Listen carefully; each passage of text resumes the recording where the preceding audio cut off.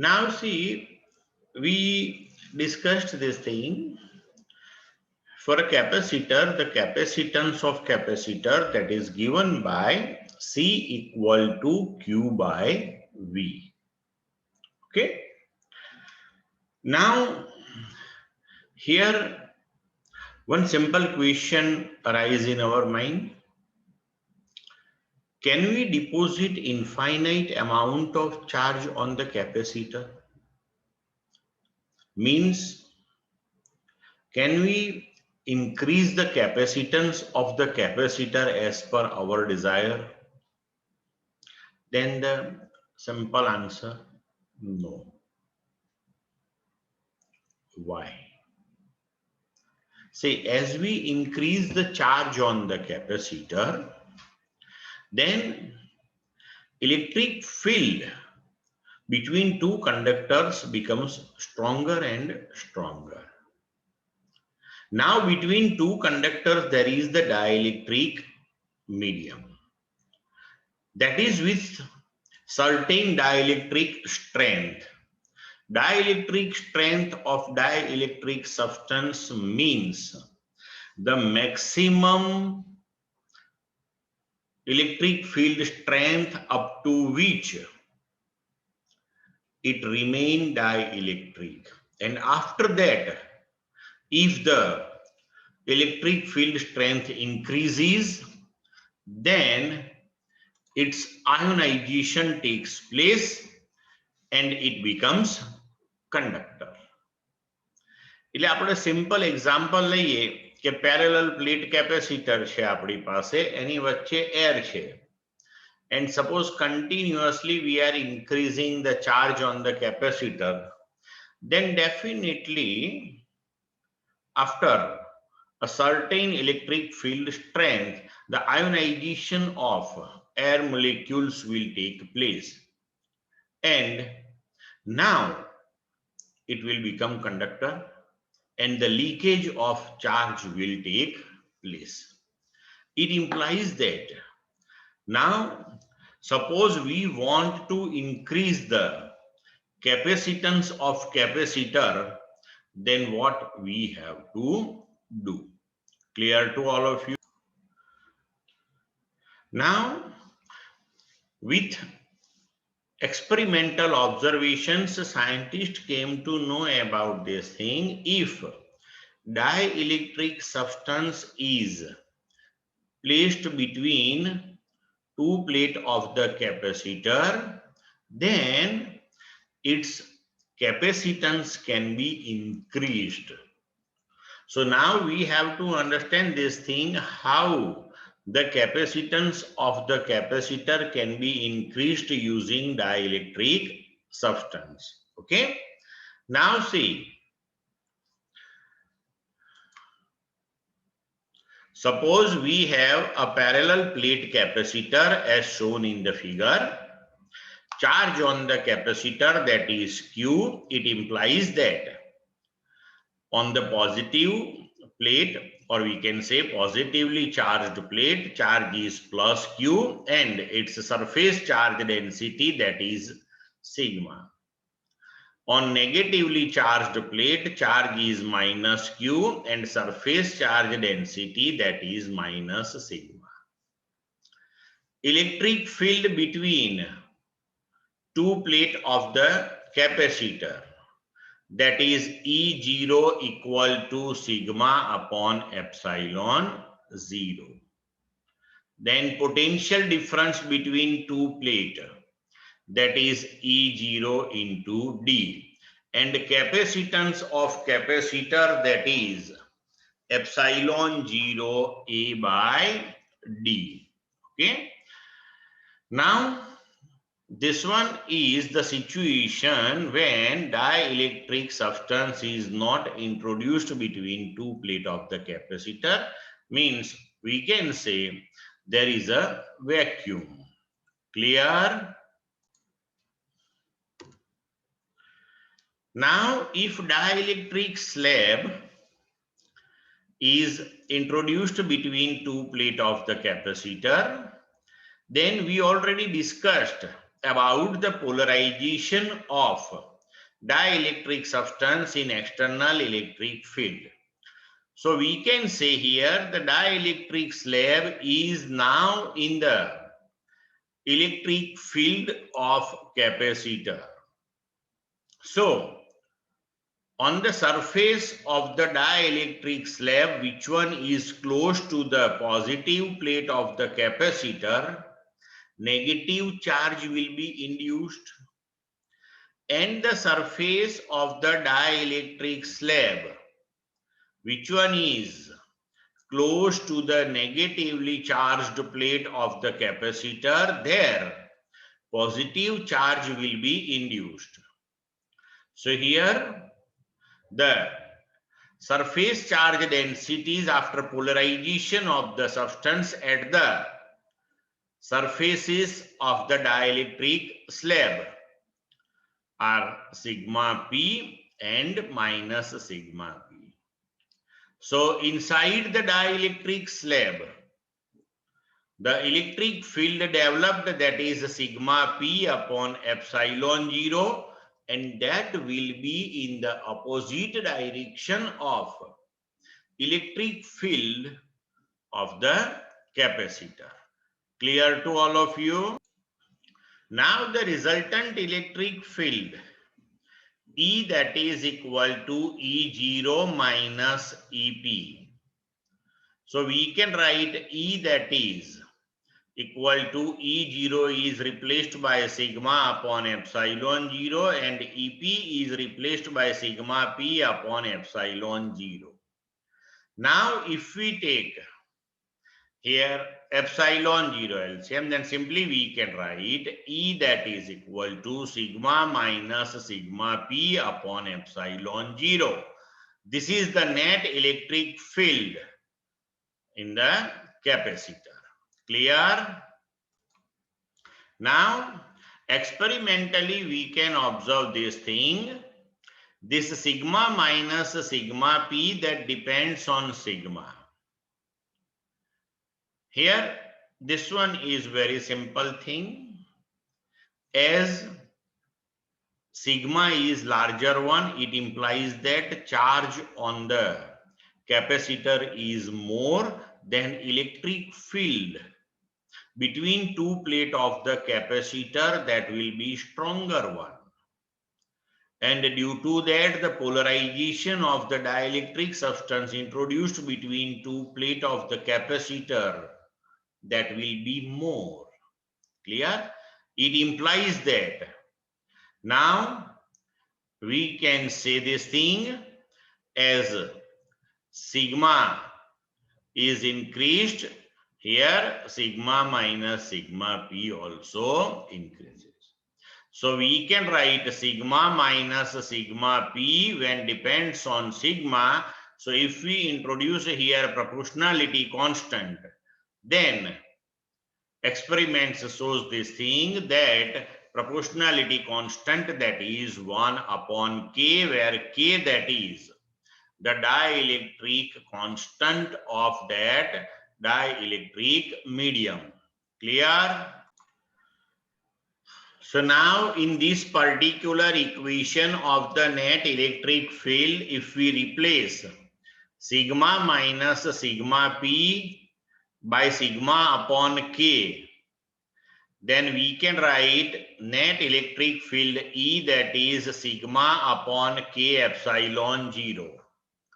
But sigma upon epsilon 0, that is E0, here we discussed initially. So we can write E equal to E0 by K.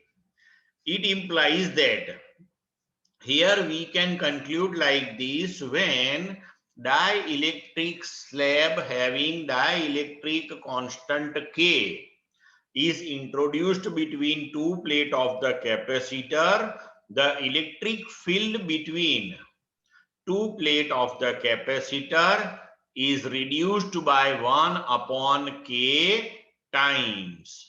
Clear? Than the original one. Now the potential difference between two plate of the capacitor, that we can write V equal to E into D. E, that is sigma upon K epsilon 0 D. So here the potential difference also becomes 1 upon K times then the initial one. Now if we replace this sigma by Q upon A, then we will get the equation V, that is equal to Q upon K epsilon 0 A whole thing, that is multiplied by D. Clear? Now as per definition of the capacitance, we can write capacitance of the capacitor, that is Q by V. So here from this equation we can write Q by V, that is equal to epsilon 0 A by D into K. But epsilon 0 A by D, that is the original capacitance of the capacitor when dielectric slab was not introduced. So that is C0. So we can write the new capacitance of the capacitor after the dielectric slab is introduced, that is C0 into K. So here we can conclude like this: when the dielectric substance of dielectric constant K is introduced between two plates of the capacitor, its capacitance, that is increased by K times. Clear to all of you? Now in chapter number 1 we discussed this thing, the dielectric constant K of the medium, that is nothing but its relative permittivity, means that is the permittivity of the medium with respect to that of vacuum. Clear? Example 2.8. A slab of material of dielectric constant K has the same area as the plates of a parallel plate capacitor, but has a thickness 3 by 4 D, where D is the separation of the plates. How is the capacitance changed when the slab is inserted between the plates? Now see, in this problem, the entire space between two plates of the capacitor is not filled with the dielectric substance. Only 3/4 part is filled with dielectric substance and 1/4, that is empty space. So here the situation that is as shown in the figure. Say, suppose between two plates of the capacitor, the separation that is D, then in the part 3/4 of D, dielectric slab is introduced, and D by 4 part, that is with air, or we can say there is vacuum. Okay. Now, in this empty space, the electric field that will be the original one, that is E0. And in dielectric slab, in previous theory we discussed this thing, the electric field that becomes 1 upon K times the original one. So in the dielectric slab, the electric field that is E0 by K. Now suppose the potential difference across this empty space, that is V1, and across two surface of the dielectric slab, that is V2. This one is the situation. Clear? Initially, when there is no dielectric between plates, so at that time we can write V0, the potential difference, that is E0 into D, or we can write V0, that is sigma upon epsilon 0 into D, and sigma, that is Q0 by A, so Q0 upon epsilon 0 A into D. Or directly you can write the equation of the capacitance C0, that is epsilon 0 A by D, that is Q0 upon V0. Now, when the dielectric slab of thickness 3 by 4D, that is placed here, then the resultant potential between two plates of the capacitor, that we can write V equal to V1 plus V2. Now, we know potential difference, that is electric field into D. So here V1, that is the potential difference across this empty space. So we can write here the electric field is E0 and the distance between plate and the surface of the slab, that is D by 4. So V1, that is E0 into D by 4. Then plus V2. So here in the dielectric slab, the electric field, that is E, and the thickness of the slab, that is 3 by 4D, means the distance between two surfaces, that is 3 by 4D. So E into 3 by 4D. This first step as it is E0 into D by 4 plus now electric field, that becomes 1 upon K times in the dielectric substance. So we can write electric field E, that is equal to E0 by K and into 3 by 4D as it is.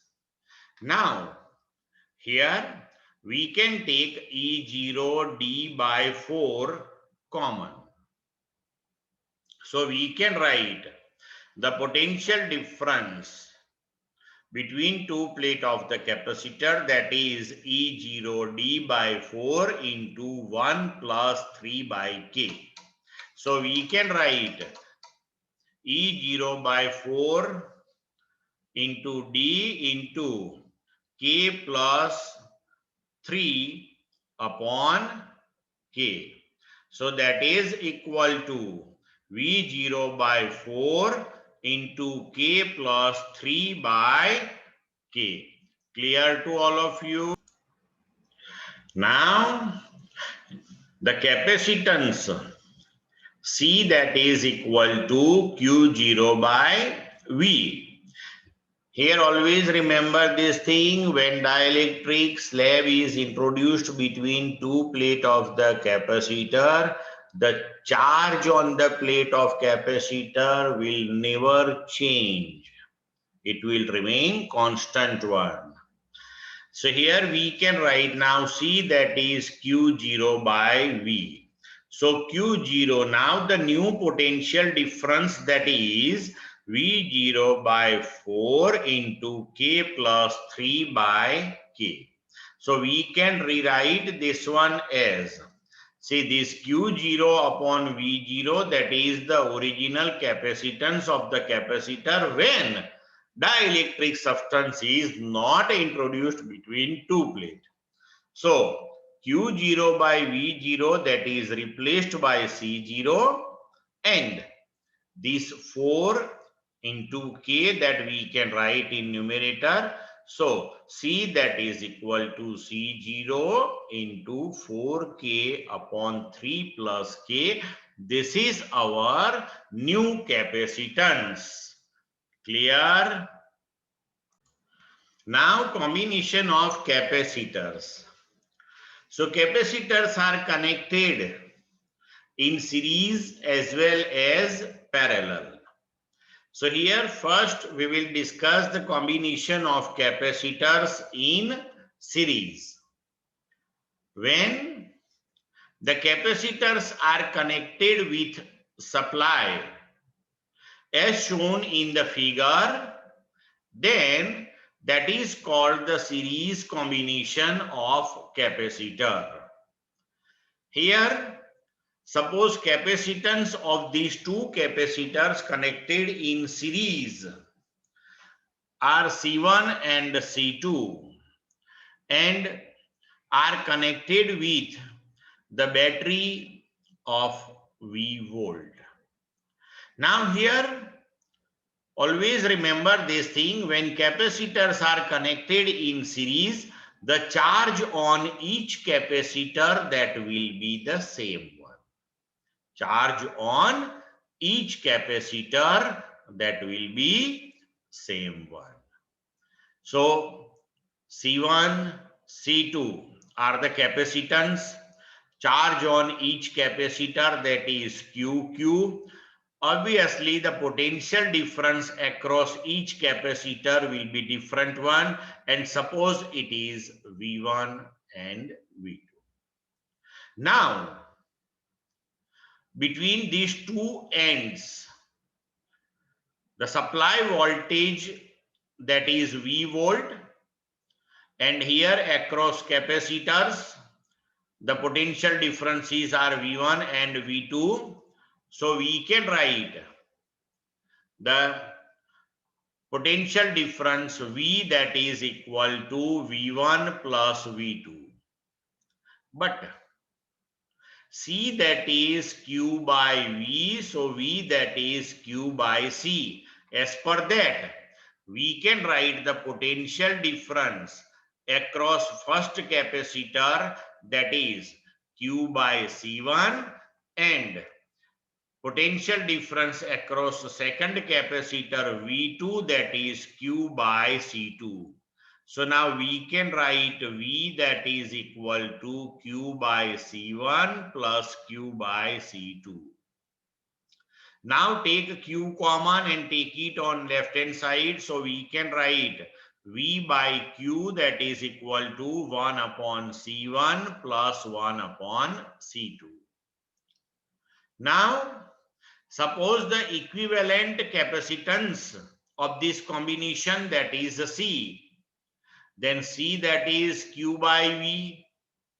But here we have V by Q. So that V by Q, that we can write 1 upon C.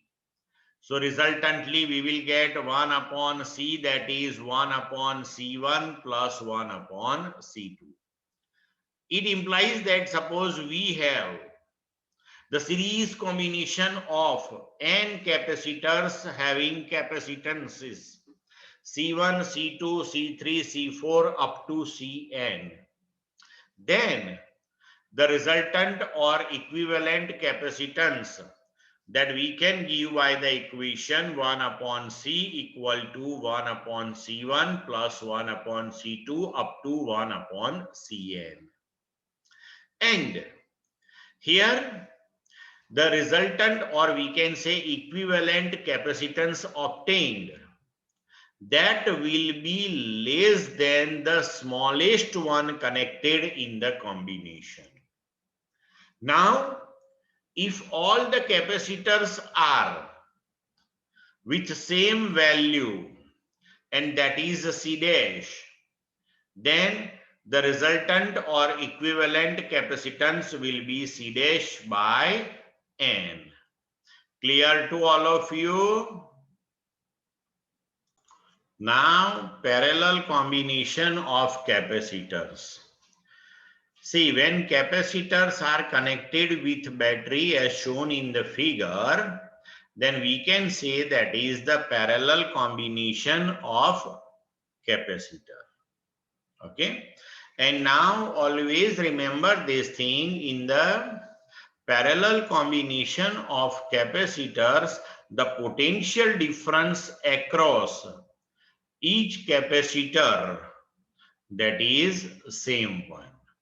Suppose here total Q amount of charge is supplied by the battery, then that charge will be distributed on these two capacitors. Suppose charge on The first capacitor having capacitance C1 is Q1 and charge on second capacitor having capacitance C2, that is Q2. Now here total amount of charge supplied by the source, that is Q, and it is distributed in two parts, Q1 and Q2. So simply we can write the equation Q, that is Q1 plus Q2. Now potential difference across each capacitor, that is same one. So we have the equation C, that is Q by V. So we can write Q equal to CV. So here for first capacitor we can write Q1, that is equal to C1V. For second one we can write Q2 equal to C2V.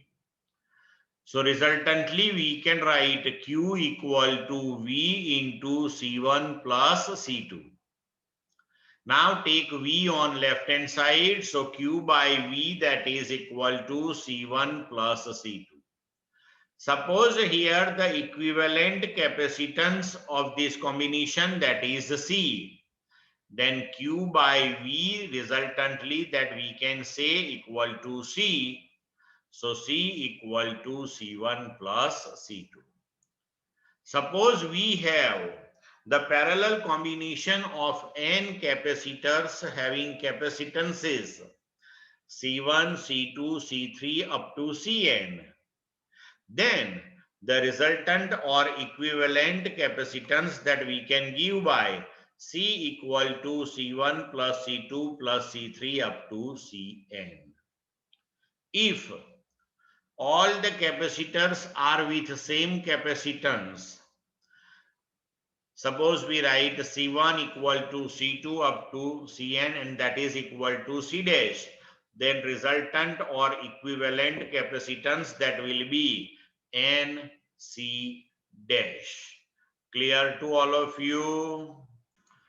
Now in parallel combination of capacitors, the resultant capacitance that will be greater than the largest one connected in combination. Clear?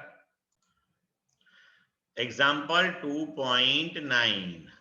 A network of 4 10 microfarad capacitors is connected to a 500 volt supply as shown in figure. Determine A, the equivalent capacitance of the network, and B, the charge on each capacitor.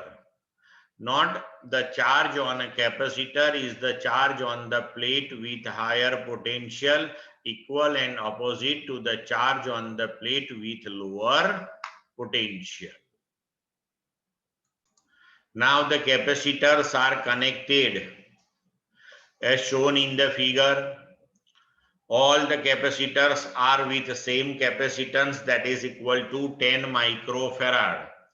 And now we have to find the equivalent capacitance of the network. It implies that the resultant capacitance between these two terminal A and D, because across A and D the supply voltage 500 volt is applied. So across it, what is the equivalent or resultant capacitance that we have to find? Clear? Now see here, in this given combination, in the branch A, B, C, D, the capacitors with capacitance C1, C2, C3, all these three are in series. Each one that is with the same value 10 microfarad. So resultant capacitance that will be as per discussed in the previous theory, it will be 10 by 3 microfarad. So here, now the equivalent circuit that we can prepare by replacing those three capacitors by its equivalent capacitance. So the equivalent circuit will be as shown in the figure. Now C dash and C4 are parallel to each other. It implies that now the resultant capacitance of the network, that is C equal to C dash plus C4, C dash that is 10 by 3, C4 that is 10. So you will get 40 by 3 microfarad. Now, for the parallel combination, potential difference that is same one across each one. Charge on each will be different one. Okay. So here we can write the charge on capacitor, fourth one, with capacitance C4, that is Q4 equal to C4 into V. So C4 that is 10 microfarad, so 10 into 10 raised to minus 6 into the potential difference, that is 500 volt. So this is Q4. Now Q dash. So Q dash that is C dash into V. So we can write Q dash that is C dash into V. C dash that is 10 by 3 microfarad. So 10 by 3 into 10 raised to minus 6. V that is 500. So that is 5 by 3 into 10 raised to minus 3 coulomb. But here C dash that is the resultant of 3 capacitors in series. And we know this thing, in series combination, charge on each capacitor that is same one. So charge on C1, C2 and C3, that is Q1, Q2, Q3, that is same one, and that is equal to Q dash, that is 5 by 3 into 10 raised to minus 3 coulomb. Clear to all of you? Now next topic, that is energy stored in a capacitor. See, suppose initially the capacitor that is uncharged, and now we are charging it. So here when we charge it, at that time suppose we deposit delta Q dash, delta Q dash, delta Q dash, delta Q dash amount of charge on the capacitor. Then for that we have to do work, and that work done will be stored in it in the form of potential energy. Here, how the charging process is done? So initially when capacitor is uncharged, it implies that both the plate of the capacitor, that is with 0 coulomb net charge. Then here what we do, from plate number 2, suppose delta Q dash amount of positive charge is transferred to plate number 1. So now on plate number 1 there will be delta Q dash charge, and on plate number 2 there will be minus delta Q dash charge, because initially plates were neutral. So if delta Q dash positive charge is removed, then minus delta Q dash charge will be free. So in this way, delta Q dash, delta Q dash, delta Q dash, delta Q dash charge is transferred, and resultantly, if charge on capacitor deposited, that is Q, then in this process, whatever is the total work done is stored in it in the form of energy, and that is called energy stored in a capacitor. Clear the concept?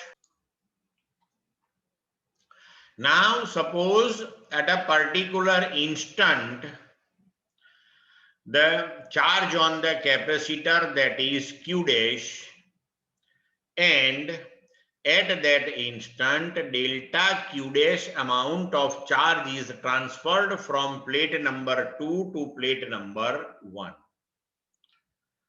And at that instant, suppose the potential difference between two plates, that is V dash.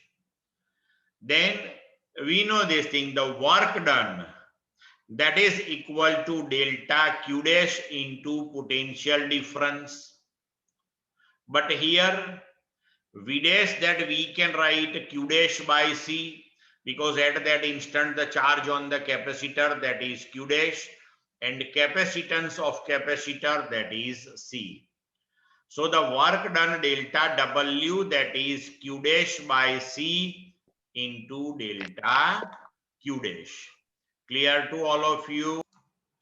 Now this particular work done delta W, that is equal to Q dash by C into delta Q dash, that is given by the equation delta W equal to 1 upon 2C into Q dash plus delta Q dash square minus Q dash square. Now see, take this equation delta W equal to 1 upon 2C into Q dash plus delta Q dash whole square minus Q dash square. Now simplify this equation.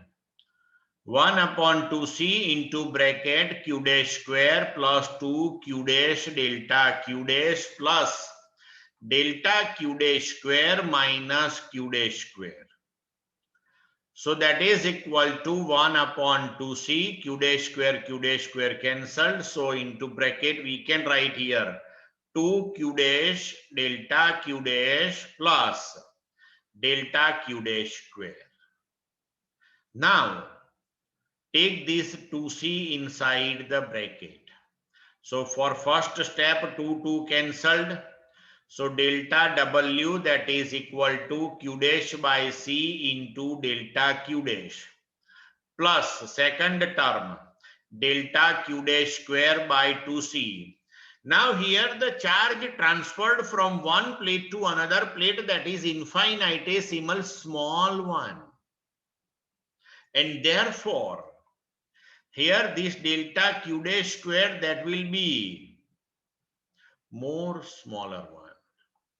And upon 2C, so this entire term that can be neglected compared to the first one. So neglecting this term, now we can write resultantly delta W, that is Q dash by C into delta Q dash.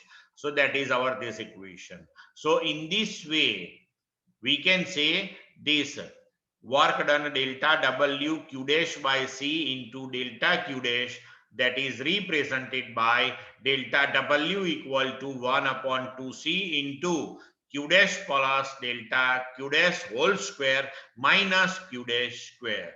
Clear to all of you? Now see,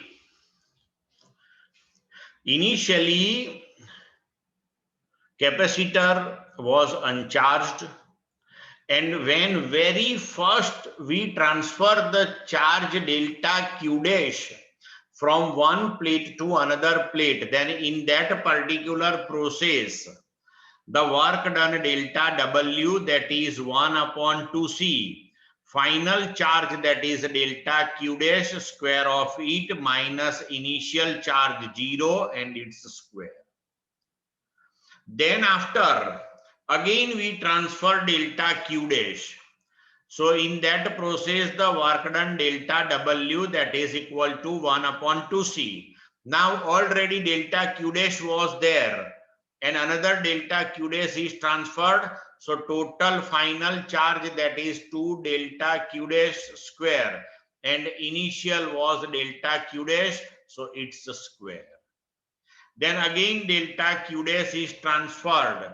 So delta W3, that is 1 upon 2C, final charge 3 delta Q dash square of it minus initial charge 2 delta q dash square of it.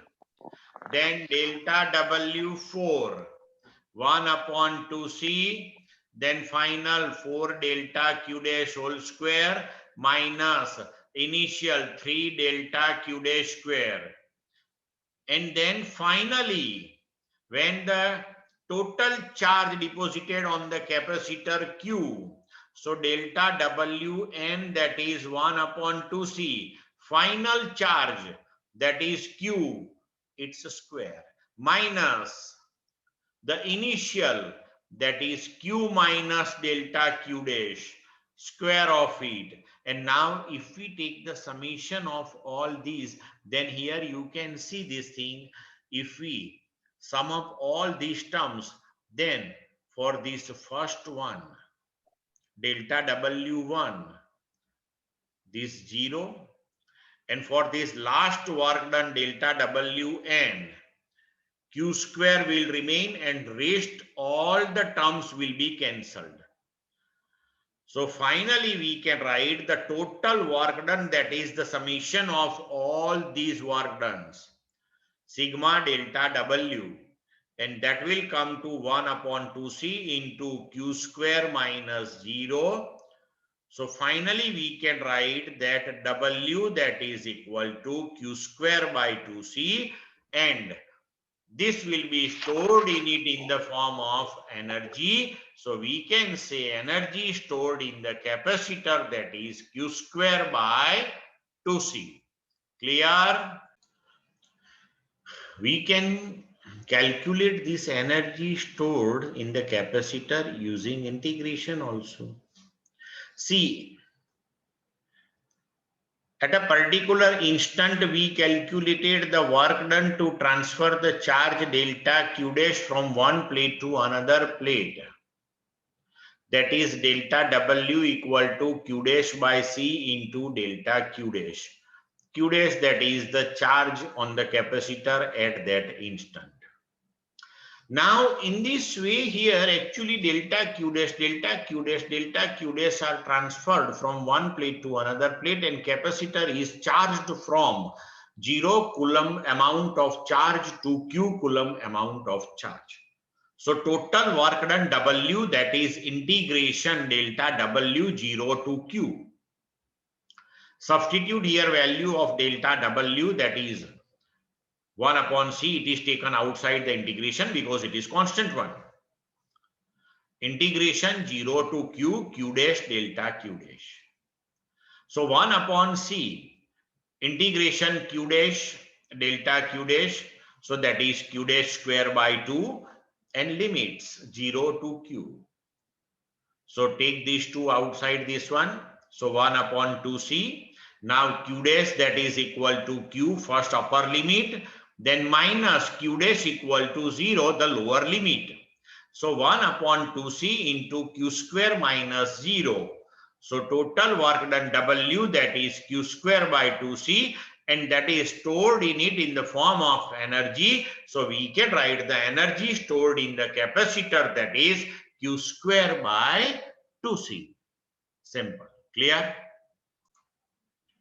Now energy stored in the capacitor U, that is Q square by 2C, but Q, that is equal to CV. So we can write C square V square by 2C. Here 1C, that is cancelled. So we can write the equation of the energy stored in capacitor, that is half CV square. Now C, that is Q by V. So here 1V, that will be cancelled.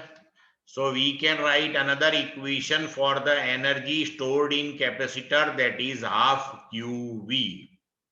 So you can use any of the equation for the energy stored in capacitor. Clear to all of you? Now next topic, that is energy density in a capacitor.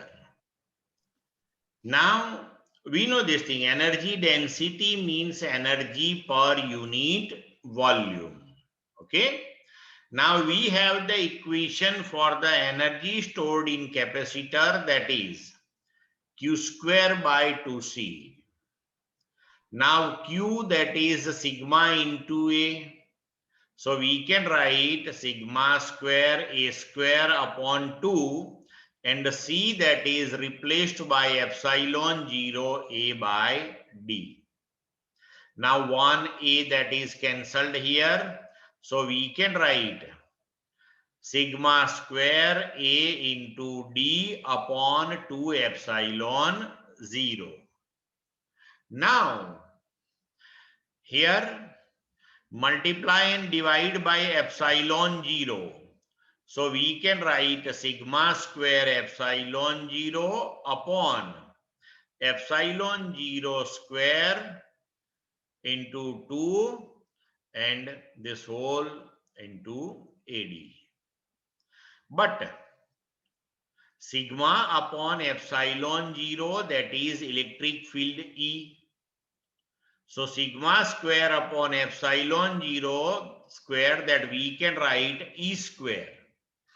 So resultantly now we have the energy in the form of electric field, that is E square epsilon 0 by 2 into AD.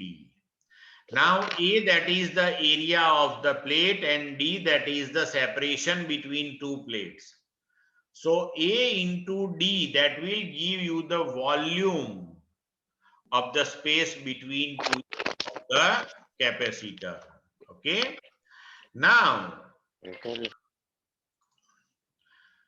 we can write U, that is equal to half epsilon 0 is E square into AD, where AD, that is volume of capacitor. Now take this volume on left hand side. So we can write the energy density,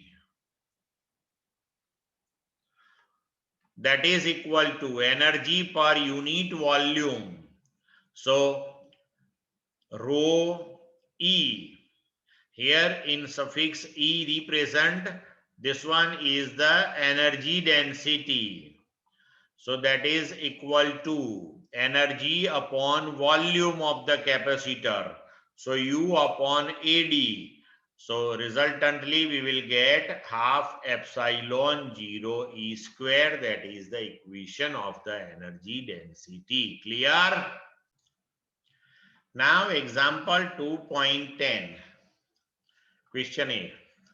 A 900 picofarad capacitor is charged by 100 volt battery. Figure A. How much electrostatic energy is stored by the capacitor? Question B. The capacitor is disconnected from the battery and connected to another 900 picofarad capacitor. Figure B. What is the electrostatic energy stored by the system? Now see, the capacitance of the capacitor, that is 900 picofarad. So that is 900 into 10 raised to minus 12 farad. And it is charged by the battery of 100 volt.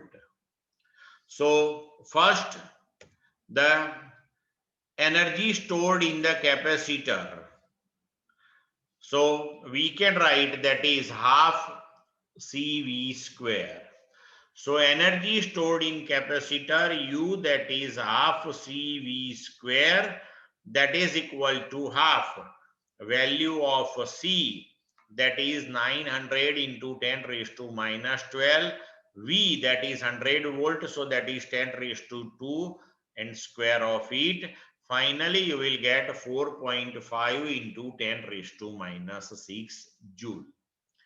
We have another equation for the energy. Suppose here when the capacitor is fully charged, the charge on the capacitor, that is Q, then we can write U equal to Q square by 2C. Now here, if you want to calculate the charge on this capacitor, that is Q equal to CV, then 900 into 10 raised to minus 12 into 100, that is 9 into 10 raised to minus 8 Coulomb. Clear up to this one? Now that charged capacitor is disconnected from the battery and now connected with another identical uncharged capacitor. So when both the capacitors are identical, one is charged, another one is uncharged, charge on the charged capacitor, that is Q. So now that charge will be distributed between those two capacitors. And when here both the capacitors are identical, the distribution of charge, that will be same one. So now in equilibrium state, charge on each capacitor will be Q by 2, Q by 2. Now energy stored in first capacitor, that we can write U1 equal to square of charge stored in it upon 2C. Now charge, that is Q by 2. So we can write here Q square by 2C into 1 by 4. But Q square by 2C, that is the original energy stored in the capacitor. So that is U. So we can write now U1, that is equal to U by 4. And the same that will be for the second capacitor also, U2. So we can say now the total energy of the system, that is U dash equal to U1 plus U2, that is U by 4 plus U by 4, that is equal to U by 2. So we can write U dash equal to 1 by 2, U we already calculated 4.5 into 10 raised to minus 6. So your answer, that is now 2.25 into 10 raised to minus 6 joule. And now see here, energy stored in the system, that is less than the initial energy. It implies that during the transfer of charge from one capacitor to another capacitor, the difference of these two energies, that is lost in the form of heat. Remember this thing. Clear? Now see, Van-De-Graaff generator, that is the device with the help of which one can produce the potential difference of few million volt.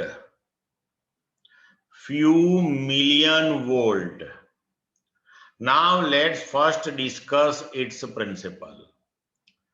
Suppose we have two concentric spherical shells. The inner one, that is with charge small q and radius small r. The outer one, that is with radius capital R and charge capital Q. Now first calculate the potential at the surface of each one. Suppose first we think about the potential at the surface of inner one. So the charge Q on the surface of inner one will give you the potential at the surface of inner, that is K small q upon small r. Now for the outer shell, the charge is capital Q. So at the surface of it, potential will be K capital Q upon capital R. But we discussed this thing, at any point inside the charged cell, the potential that remains constant one, and that is equal to the potential at the surface of it. So at the surface of outer one, the potential is K capital Q by R, and that is constant up to center. So at the surface of inner one, the potential due to outer shell, that will be K capital Q upon capital R. So total potential that we can say at the surface of inner sphere or shell, that is K small q upon small r plus K capital Q upon capital R. Clear to all of you? Now resultant potential at the surface of outer one. So we know this thing. For inner one, this charge at the surface small q, that will behave as a point charge concentrated at the center for any point outside the shell or sphere. So at the surface of outer one, this inner one will give you the potential K small q upon capital R. And at the surface of the outer one, the potential due to its own charge capital Q, that is K capital Q by R. So resultant potential at the surface of the outer shell, that is K small q upon capital R plus K capital Q upon capital R. Clear to all of you? Now take the potential difference between inner and outer one. So V at small r minus V at capital R. So K small q upon small r plus K capital Q upon capital R minus K small q upon capital R minus K capital Q upon capital R. So this K capital Q upon capital R, these two terms cancelled. So K small q upon small r minus K small q upon capital R. Take KQ common. So into bracket 1 upon small r minus 1 upon capital R. But here small r is less than capital R, therefore 1 upon small r is greater than 1 upon capital R. It implies that this right hand side, that will be positive 1. So here answer of V at small r minus V at capital R, that is greater than 0, means V at small r, that is greater than V at capital R. Clear? It implies that here the potential at the surface of inner one, that is greater than the potential at the surface of outer one. Now suppose as shown in the figure, we connect this inner and outer one by conducting wire. Then what happens? The charge will be transferred from high potential to low potential. It implies that the charge will be transferred from inner to outer. Clear to all of you? So we can say this is the principle of Van-De-Graaff generator. Now this one is the schematic diagram for the construction of Van-De-Graaff generator. So these two pulleys are there and are connected by the non-conducting belt.